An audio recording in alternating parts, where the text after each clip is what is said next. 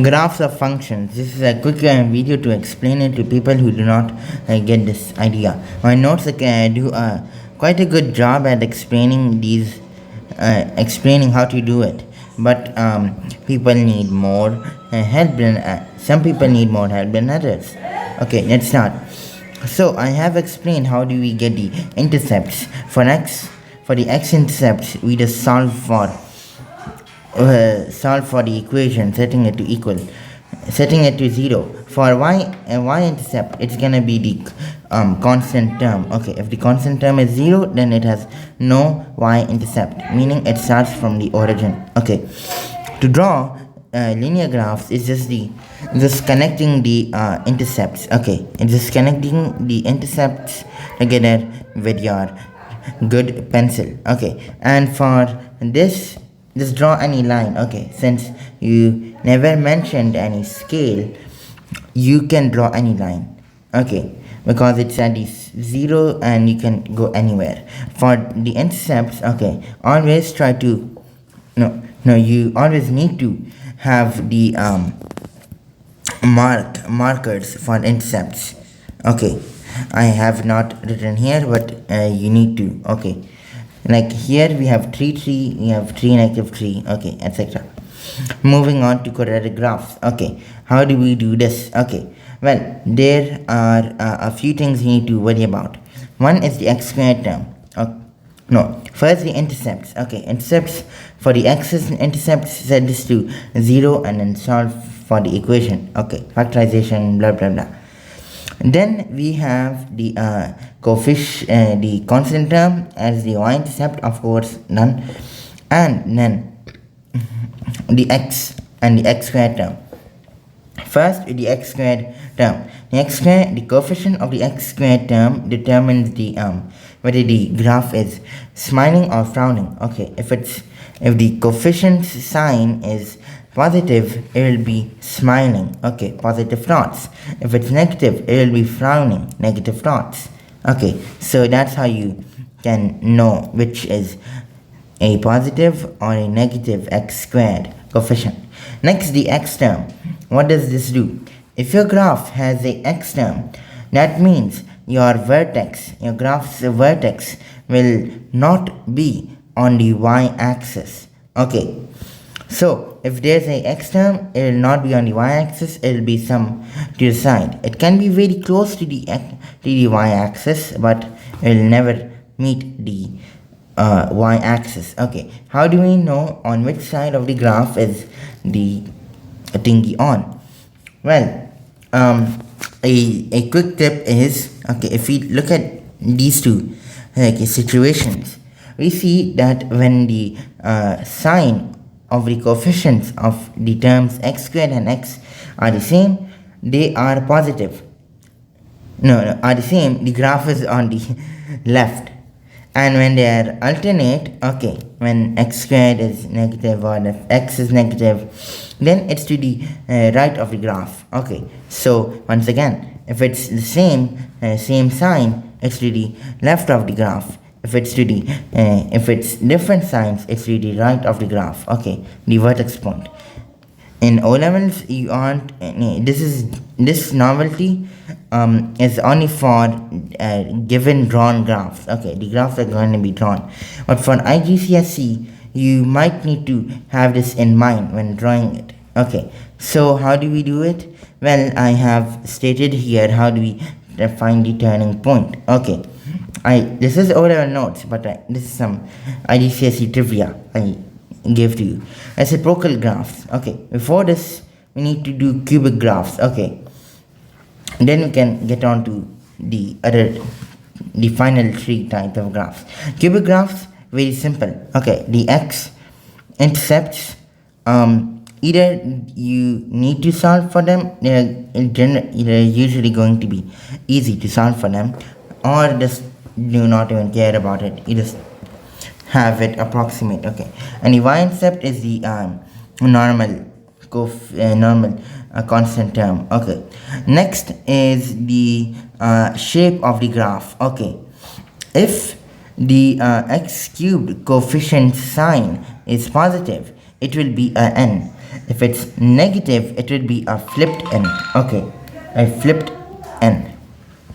Next, the x squared and the x terms. Okay, now x squared, I do not know how does any. I have not tested out how the x squared influences the graph, but you need to know if there's an x squared term, that means the graph's line of symmetry will be off centered. Okay, it will not be on the y-axis. Okay, meaning the curve could be on the y-axis, on, so that's that. Okay, but we do not care about that when drawing it. You will only have x squared, x cubed and x terms mainly. Okay, in O levels at least. IGCSE, I do not know about that. You might have the stupid x squared terms, but the x squared terms, okay, for quickly, are produced because of the cube. Okay, so because of this, you can just draw your graph and then move it by some this left or right. Okay, so this is how the cube graphs are. Okay, when you have an x, okay, only an x, when there's no x squared term, then it will be symmetrical on the y-axis. Okay, now on the reciprocal graphs, okay, and the exponential graphs, these have asymptotes. What are asymptotes? When the function is not defined at that value. Basically, no need to delve deeper into it. Okay, as it here, okay, you are not, I have given a warning that you might not be given an asymptote. Okay, but you need to keep mind and be mindful of that. Well, how do you draw this? Okay, finally, one is the intercepts. Okay, it might have a x-intercept and might have a y-intercept. When does it not have an x-intercept? When it has the constant term not 0. When the constant term is 0, it will not have a y-intercept. Okay, it will never intercept. No, it will not have an x-intercept. Sorry, it will never intercept the x-axis. Okay, it will not have any solutions. Okay, but if it has this, then it will have any solutions, like so. We have -2 over -1 over here. Now this line here, you call this the horizontal asymptote. Okay, horizontal asymptote. It is where the function is never at the at this constant value. Okay, when there's no constant value and we are asked to draw this, we just draw it like usual. Okay, like this. Then the horizontal asymptote, what is this? Okay, this is determined by the extra term added or subtracted to x. Okay, if it's subtracting, meaning it's on the positive side. If it's adding, it's on the negative side. This basically take the negative of this. Okay, done. Very simple. That's the this graph. Okay, how do we draw it though? How do I know how do I draw it?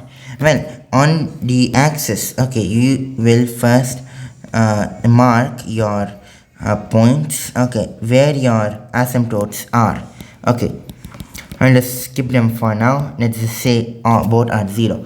Next, you need to draw your thingy. Okay, I suggest you your thingy, your graphs, that never touch the asymptotes. Okay, it should never touch the asymptotes. It can be very close to it, but like it should never touch it. Okay, next is when is it this, when is it like this, and when is it like this?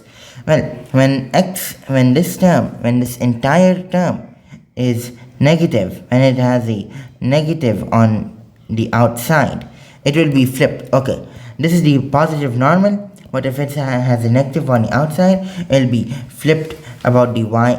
It will be flipped about the y, the horizontal asymptote. Okay, the quadratic graphs is the same thing, but everything is above. Okay, no need to worry about that. This denominator will either be factored for you, or either will just have to factor it out yourself to find the c term in it.